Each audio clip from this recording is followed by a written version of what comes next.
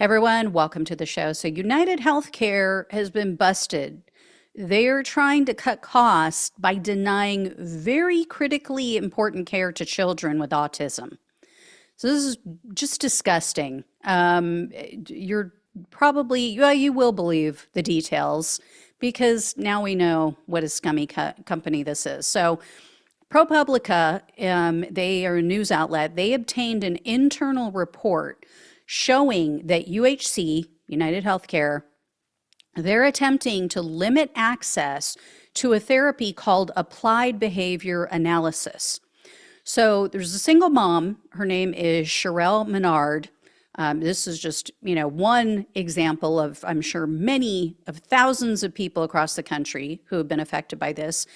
Menard said that this specific type of therapy is responsible for her autistic son's first words. Her son, Benji, was 3 years old, apparently, when he was first diagnosed. He has severe autism. It's been quite a few years. I believe he's 9 now. So Menard said she couldn't soothe him when he cried. She couldn't read to him. She couldn't even take him out in public because he would have these outbursts because of his frustration, because he couldn't communicate. She told the news outlet, quote, "The screaming and screaming and screaming. He would get so frustrated because he couldn't communicate." So after 2 years of treatment with this specific type of therapy, they had a breakthrough. Benji started saying small words. And she said that, she started to hope. She started seeing hope for his future. Then came the denial letters. So United Healthcare starts sending these denial letters saying that Benji didn't need as many hours of therapy as his physician was recommending. So imagine what that must feel like, right? You are exhausted. You have no hope. You have no help. You have no co-parent in this woman's case to give you a break now and then. You're living with this day in and day out for years, right? A child you love, they're in emotional distress, they're psychologically in pain. Probably the child is terrified as well, right? They don't know why they can't communicate.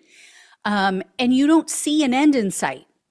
And then you have some hope, right? You fear for what your child is going to have to go through when they get older. I've heard this. I have family members who have autistic children. You worry about what's going to happen to them if and when I'm gone. Are they going to end up in an institution? Are they going to be surrounded by strangers who might abuse my child? Especially in a case like this where they can't even speak. They can't even ask for help or tell someone if something horrific is happening to them. Then, this woman starts to see progress. She finally sees her child doing things that normal children, everyday children take for granted and everyday parents take for granted, right? She starts to hope again. She might to think, oh, maybe he'll experience some sort of future happiness and live a normal life. And then her health care gets cut off, or the services, I should say, get cut off. Her only hope, her only lifeline is taken away from her and from her child. And according to ProPublica, this is happening to families throughout the country. And it has nothing to do with medical necessity. I'm sure you're all surprised to hear that. The company that manages the mental health benefits for UHC, they drafted a report showing how the company can cut costs and they're worried because autism rates have skyrocketed in the past 20 years. It used to be 1 out of every 150 children who were diagnosed with autism. Now it's 1 out of 36. And in addition to denying the services outright, the report advised UHC to, quote, prevent new providers from joining the network. So they're actively trying to limit the amount of providers that they have that offers this service. And they wrote, quote, terminate cost outliers. So anybody who's charging more than they want to pay, they're going to cut them out of their network. So in Benji's state alone, which is Louisiana, UHC plans to cut 40% of the providers that offer this applied behavior analysis therapy. And UHC's own report acknowledged that some parts of the country already have, quote, very long wait lists for this type of treatment. So that means that already stressed out parents, already burdened parents are possibly going to have to travel farther to see a therapist, at least to see one who's in network and contracted with UHC, and or they're going to have longer wait times, right? Their children are going to have to wait longer to get the therapy that they need from these overbooked therapists, the ones who are left. Or their other option, which is not feasible for most of America, is pay out of pocket. You have to pay with your own money out of pocket to get treatment. And this cost-cutting strategy specifically targets children who are covered by government-funded Medicaid. So this means the most financially strapped families, the most at-risk, poorest families in the country, because that's who qualifies for Medicaid. And here's why they're targeting these specific children.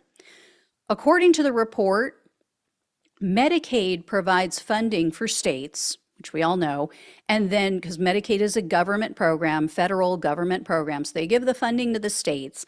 The states are the ones who dole out this money to the private insurance companies. But what they do is they give a flat fee. So monthly or yearly, whatever it is, they give a flat fee per patient to these private health insurance companies, regardless of how much or how little care that patient receives. And so the insurance company, in this case, United Healthcare, they get to keep any excess Medicaid funds if they're not used by the patient. So if they're getting, let's say, $10,000 a month for patient X, and they limit treatment and care for patient X to, minimal services provided or offered, and that patient only gets $5,000 worth of care per month, UHC gets to keep the remaining $5,000. So it is in their direct financial best interest to deny care and limit procedures so that they retain more of the Medicaid funds. This is money that we are all paying for, or that we are paying in. We fund Medicaid with our tax dollars. And these greedy bastards are denying care to children and families in need so that they can hold on to more of our tax dollars, money that they are doing nothing for. And UHC estimated that in some states, approximately 19% of patients would be affected by this new policy. So almost 20%, almost 1 in 5 children who need this therapy just to survive, just to have a semblance of a normal life, have the possibility of a normal future, they're going to be denied, or they wouldn't have access to a provider. So a company, let me remind you, that pocketed $22 billion in profit last year. Not revenue, as I mentioned before, profit. That was after all of their expenses, after they paid all of their attorneys and employees and covered their overhead. That was their sheer profit, $22 billion. But these SOBs want more. And to hell with the children, to hell with the families who are suffering. And then they wonder why people are putting up CEO wanted posters and why, by and large, the American people didn't give a damn about their CEO being killed. These people are ruining lives. And this Menard woman, the mother, said when UHC cut Benji's therapy hours, he very visibly, very realistically regressed. She had finally enrolled him in school 2 days a week, But because of his outburst, because of his aggression, because he was no longer receiving as much care as the therapist said he needed, it became too severe. So she had to pull him from school. The school was threatening her. I mean, it became dangerous because he gets aggressive. He gets physically aggressive. And his mother kept getting calls from the school.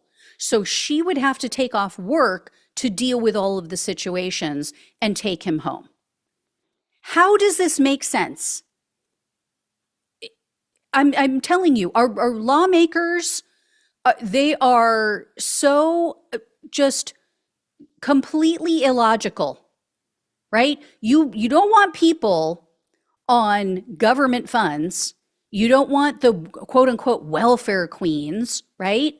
But then you put parents in these positions where they have no choice. They can't work because they have to take care of children like this because, oh, by the way, our money, our tax dollars are going to companies that don't want to help these children get care and get the treatment that they need, that their doctors have ordered.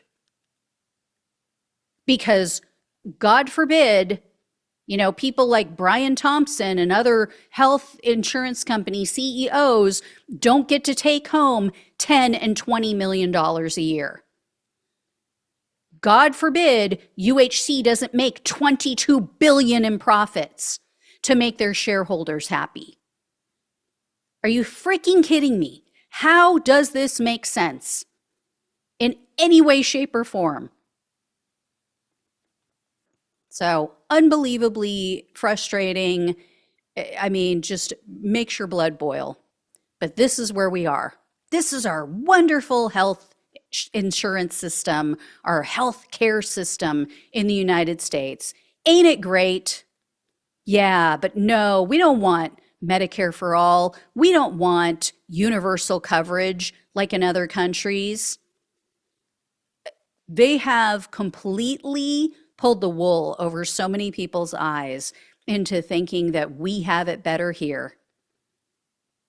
So fake, so false.